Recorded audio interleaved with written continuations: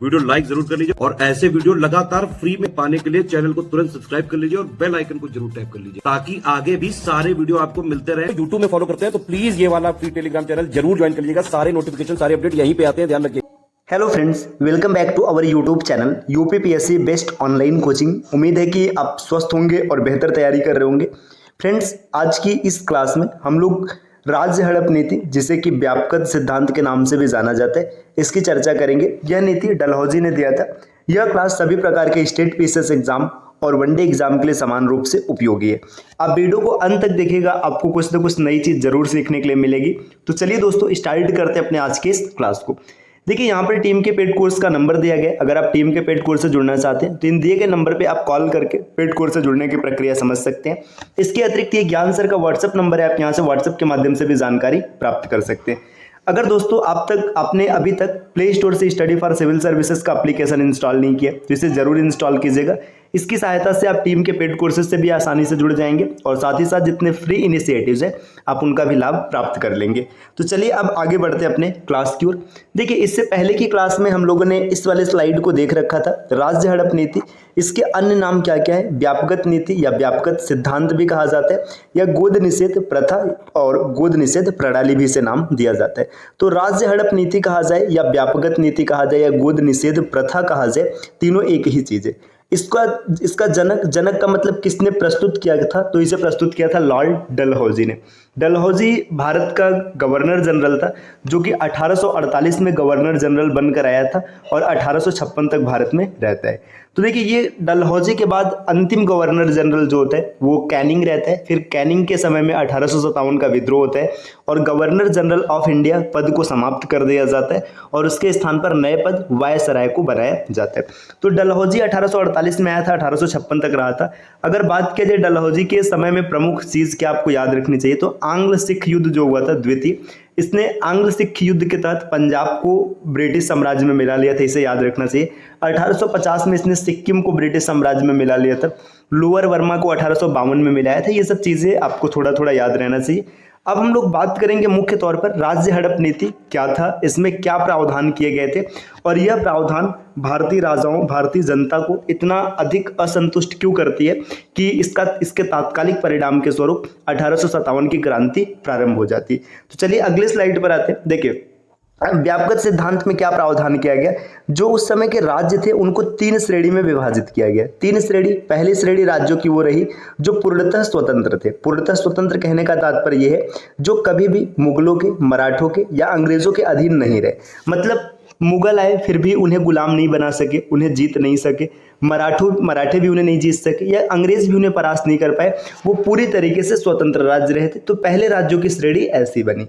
दूसरी श्रेणी में उन राज्यों को रखा गया जो मुगल या मराठा के अधीन थे, बाद में संधि के कारण ब्रिटिश अधीनस्थ हो गए। मतलब देखिए, शुरू में मतलब ये मुगल या मराठाओं के अधीन थे, मतलब मुगल और मराठाओं के क्षेत्र थे। फिर किसी संधि के परिणाम स्वरूप या फिर किसी युद्ध के परिणाम स्वरूप वो ब्रिटिश के अधीनस्थ चले गए। मतलब अब क्या है कि इन राज्यों पर ब्रिटिश का अधिकार प्रत्यक्ष या अप्रत्यक्ष रूप से बना हुआ है।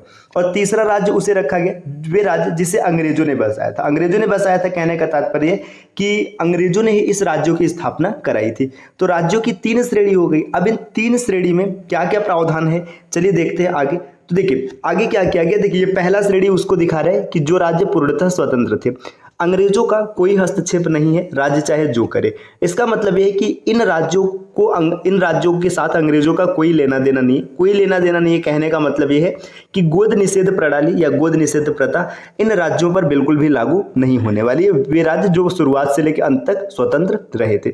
अब देखिए, ऐसे राज्य जो मुगलों या मराठों के अधीन थे, बाद में ब्रिटिशर्स के अधीनस्थ हो गए थे। अगर राजा का कोई पुत्र नहीं है, देखिए राजा का पुत्र नहीं है ना, तो गोद लेने हेतु कंपनी की आज्ञा की आवश्यकता। गोद लेने का मतलब यह है कि आज भी आप देख सकते हैं समाज में ऐसी प्रथा चलती है, यदि किसी व्यक्ति की कोई संतान नहीं है तो किसी दूसरे की संतान को गोद लेकर उसे अपना संतान मान लेता है। तो यह प्रथा पहले भी चला करती थी। जिस राजाओं के वंशज नहीं हुआ करते थे वो अपना शासन चलाने के लिए किसी न किसी को गोद लिया करते थे। तो अब अंग्रेजों ने क्या नियम लागू कर दिया कि अगर आप ब्रिटिश अधीनस्थ हैं और आपकी कोई संतान नहीं है, आप किसी को गोद लेना चाहते हो, तो पहले आपको कंपनी की आज्ञा की आवश्यकता होगी। अब देखिए विचार कीजिए, क्या कंपनी आज्ञा देगी? नहीं देगी, क्योंकि कंपनी 100% चाहेगी कि उस राज्य का ब्रिटिश साम्राज्य में विलय किया जाए। तो ऐसे राज्यों के लिए मतलब वे राज्य जो ब्रिटिश के अधीनस्थ थे, मुगलों या मराठों से मिले हुए थे, उनके लिए ये प्रावधान किया गया। और जिन राज्यों को अंग्रेजों ने बसाया था उसके लिए क्या प्रावधान किया गया कि अगर राजा का पुत्र नहीं है तो गोद नहीं ले सकते, आगे राजा नहीं होंगे। मतलब देखिए 3 प्रकार के राज्य बनाए गए। पहला राज्य ऐसा जो पूर्णतः स्वतंत्र है, तो इसमें अंग्रेजों के गोद निषेध प्रणाली का कोई लेना देना नहीं है। दूसरा जो मुगल या मराठों के अधीन थे, बाद में ब्रिटिश के पक्ष में आ गए थे, मतलब ब्रिटिश को प्राप्त हुए थे, तो इसमें अगर संतान नहीं हो, आपको गोद लेना है तो आपको पहले कंपनी की आज्ञा की आवश्यकता होगी। अगर कंपनी आज्ञा देती तो आप गोद ले सकते, अन्यथा गोद नहीं ले सकते। और तीसरा ऐसा राज्य जिसे अंग्रेजों ने बसाया था, वहां पर एकदम स्पष्ट रूप से प्रावधान कर दिया गया कि अगर कोई राजा की संतान नहीं है तो आप उसे गोद नहीं ले सकते, आगे वहां पर राजा नहीं होगा, उस क्षेत्र का ब्रिटिश साम्राज्य में विलय कर दिया जाएगा। मतलब अब अंग्रेज पूरी तरीके से भारत की सत्ता को या फिर भारत की भूमि को हथियाने का प्रयत्न करने लगे। तो चलिए दोस्तों आते हैं अगले स्लाइड पर। अब देखिए इसका प्रभाव क्या होता है। अभी व्यापक सिद्धांत लागू होने वाले राज्य, तो सबसे पहले व्यापक सिद्धांत लागू होता है सतारा। सतारा यह है कहाँ पर, महाराष्ट्र, है ना। महाराष्ट्र देखिए यहाँ पर होता क्या है, 1848 में सतारा में ब्रिटिश जो ये व्यापक नीति है उसे लागू कर दिया जाता है। अंग्रेजों ने मराठों से युद्ध कर प्राप्त किया था। तो सतारा अंग्रेजों को कैसे मिला था, मराठों से युद्ध किया था, मराठों को हराया था, तो सतारा इन्हें मिला था और शिवाजी के वंशज को राजा बनाया था। देखिए सतारा में क्या होता है कि सबसे पहले मराठों से युद्ध होता है, ये अंग्रेजों को मिल जाता है सतारा, और शिवाजी के वंशज को शिवाजी के जो वंशज होते हैं उनको राजा बना देता है। अब आगे क्या होता है, देखिए अप्पा साहेब, अब मतलब ये धीरे धीरे चीजें चलती है। अब अप्पा साहब सतारा पर शासन कर रहे थे, इनकी कोई संतान नहीं थी, मतलब कोई उत्तराधिकारी नहीं है। अब मृत्यु के बाद, अब देखिए अंग्रेजों ने क्या किया था, व्यापक नीति में यही कहा था कि अगर संतान नहीं है तो आपके मृत्यु के बाद कोई भी वहां का शासक या राजा नहीं होगा, उसे ब्रिटिश साम्राज्य में मिला दिया जाएगा। तो जब अप्पा साहब की मृत्यु होती है तो अप्पा साहब का कोई उत्तराधिकारी नहीं होते, जिसके कारण सतारा को अंग्रेजी साम्राज्य में मिला लिया जाता है, अर्थात अंग्रेजी साम्राज्य में इसका विलय कर लिया जाता है। सतारा के बाद जैतपुर, जैतपुर ये मध्य प्रदेश है, मध्य प्रदेश में, वह संबलपुर उड़ीसा में, इसको 1849 में मिलाया गया था। बघाट जो कि हिमाचल प्रदेश में, शॉर्ट कट में लिखा गया एचपी का मतलब हिमाचल प्रदेश, इसे 1850 में मिलाया गया है। उदयपुर, उदयपुर का है मध्य प्रदेश और राजस्थान के बॉर्डर पर है, इसे 1852 में मिलाया गया। तो ये क्रम कम से कम जरूर याद रखिएगा। देखिए वनडे एग्जाम में ऐसे डायरेक्ट पूछता है कि सबसे पहले किसे मिलाया गया था, तो सतारा को मिलाया गया था। अप्पा साहब का कोई उत्तराधिकारी नहीं था इस कारण। और जो पीसीएस एग्जाम होता है वहां पर मैचिंग के लिए देता है कि किस क्षेत्र को कब मिलाया गया था, तो सतारा 1848 में, जैतपुर और संबलपुर 1849 में, बघाट 1850 में, उदयपुर 1852 में। चलिए आते हैं अगले स्लाइड पर। देखिए इसके बाद देखिए झांसी, झांसी जो कि उत्तर प्रदेश में, अब झांसी का नाम कौन नहीं सुना है ना, मतलब रानी लक्ष्मीबाई, है ना, ये 1853 में इसका विलय किया जाता है। नागपुर जो कि महाराष्ट्र का है, इसको 1854 में किया जाता है। अवध, अवध की बात करेंगे 1856। देखिए अवध में ना यहाँ का जो अंतिम नवाब होता है वाहिद अली होता है, इसमें कुशासन, मतलब कुशासन का आरोप लगाया जाता है कि आप शासन सही तरीके से नहीं चला पा रहे हैं, इस वजह से यहाँ पे इस राज्य का विलय किया जाता है। तो देखिए ये नियम के विरुद्ध है, क्योंकि आपने क्या कहा था कि अगर आपके पास कोई वारिस नहीं होगा, कोई उत्तराधिकारी नहीं होगा, तब हम राज्यों का विलय करेंगे। लेकिन अवध के साथ ऐसा नहीं है, अवध पर लगाया गया कुशासन का आरोप। देखिए यहाँ पर दिया गया कुशासन का आरोप लगाकर रेजिडेंट आउटरम द्वारा। तो आउटरम क्या करते हैं, कुशासन का आरोप लगाते हैं कि वाजिद अली शासन नहीं कर पा रहे, जिसके बाद क्या होता है कि अवध का अंग्रेजी साम्राज्य में विलय कर लिया जाता है और यहाँ से अराजकता एवं असंतोष एकदम चरम सीमा पर पहुंच जाती है।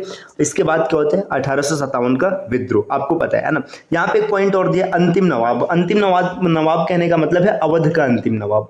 अवध के अंतिम नवाब हैं वाजिद अली शाह, ये भी डेटा आपको याद रखना चाहिए। चलिए दोस्तों आते हैं अगले स्लाइड पर। यहाँ पर देखिए क्या है, अब देखिए बरार, अगर बरार की बात करेंगे 1853। अब बरार का नाम क्यों याद रखना चाहिए, बरार ऐसा क्षेत्र है जिसे व्यापक सिद्धांत द्वारा हड़पा गया था। यहाँ पे पता है कैसे हड़पा गया था, देखिए यहाँ पे दिया हैदराबाद के निजाम, है ना, ने सहायक संधि किया था, सहायक संधि किया था, परंतु सेना का खर्च वहन नहीं कर पा रहे थे। ऋण बढ़ता गया और बरार अंग्रेजों ने ले लिया। मतलब सहायक संधि आपने पीछे पढ़ा था, सहायक संधि भी जो कि वेलेस्ली ने दिया था, उसमें क्या प्रावधान था कि हम आपके क्षेत्र में सेना रखेंगे, उस सेना का खर्च आप देखेंगे, अब वो खर्च चाहे तो आप नगद दे करके देखिए, या तो फिर आप अपने किसी ऐसे क्षेत्र को दीजिए जहां से हम अच्छा राजस्व वसूल सके। लेकिन क्या होता है कि जब हैदराबाद के जो निजाम है, सहायक संधि का जो खर्चा था वो उसे वहन नहीं कर पाते। धीरे धीरे क्या होता है, ऋण बढ़ता चला जाता है, बढ़ता चला जाता है, और अंत में अंग्रेज क्या करते हैं, उनसे बरार को छीन लेते हैं। तो यहाँ पे आपको ये भी समझ में आ गया कि बरार भी चला गया 1853 में। अब देखिए इसके परिणाम की बात करेंगे तो परिणाम क्या होता है, अराजकता, असंतोष। देखिए यहाँ से ना हर वर्ग नाराज होता है, जनता या फिर व्यापारी वर्ग, या मतलब जितने रहते हैं भाई, किसी के राजा को अगर आप सम्मान नहीं दे रहे, उसकी भी इज्जत नहीं कर रहे, तो जनता में असंतुष्टता जरूर फैल जाएगी कि आज हमारे राजा की ये स्थिति तो कल हमारी भी ऐसी स्थिति या इससे बदतर होने वाली है। मतलब जनता की स्थिति तो पहले से बदतर है, उनके मन में अब ये असंतोष पनपने लगा कि जब हमारे राजा का सम्मान नहीं है तो फिर भाई कोई बात ही नहीं है। फिर धीरे धीरे क्या हुआ कि परिणाम आपको पता है 1857 की क्रांति।